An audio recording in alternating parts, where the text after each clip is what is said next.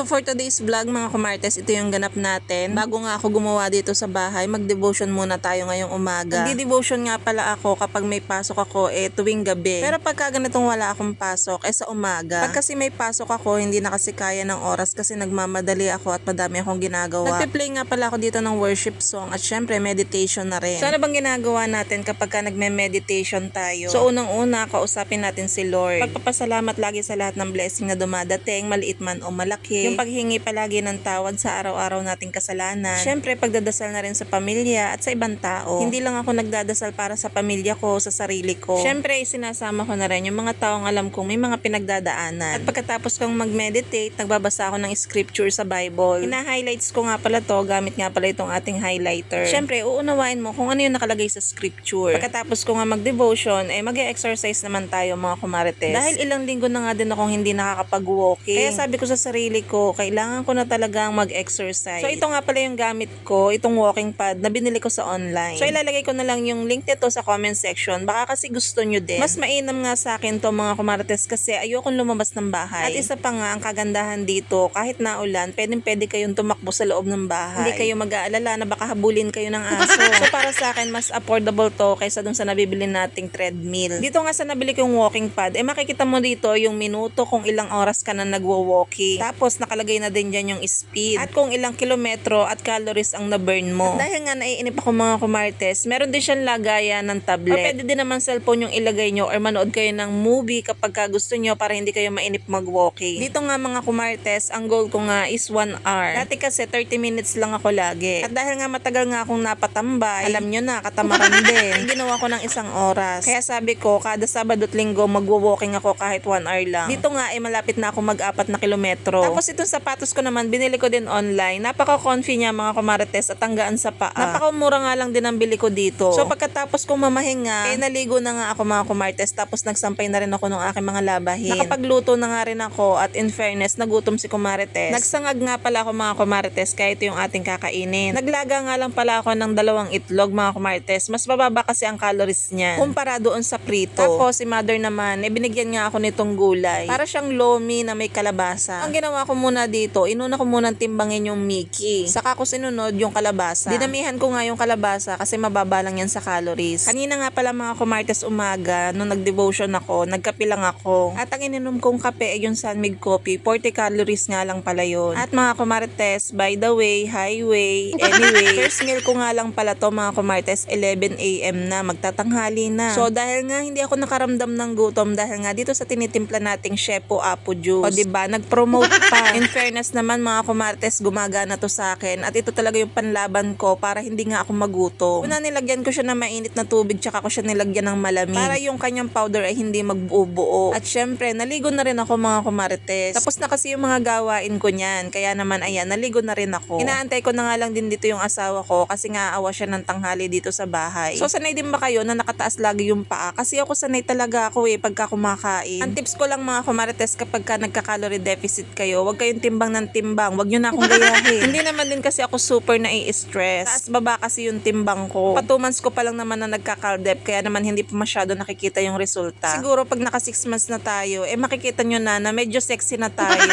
So huwag kayong mag-alala. Talaga namang ipupush natin na bumalik nga ako sa dati kong timbang. Ayoko na din nga kasi na sumisikip yung aking mga uniform. At isa pa nga para makaiwas nga din tayo sa sakit kagaya ng mga diabetes, high blood. Yan lang naman. Bye!